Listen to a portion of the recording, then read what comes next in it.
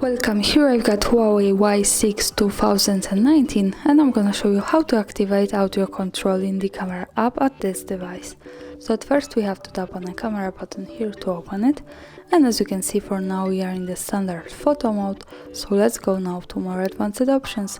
We can do it by tapping on this button here in the right corner and it opens as the advanced camera settings. Now let's focus on the capture settings.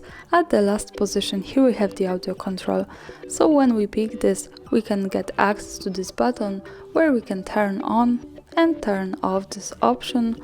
So this is how it works, and when we have this turn it on we can pick from say cheese to take photos or take photos when we speak loudly at the camera. So this is how to manage this, and this is really easy and cool. Let me pick for now say cheese to take photos, and let's go back to the camera to try to take a picture by saying just one word without touching the screen. So this word is cheese.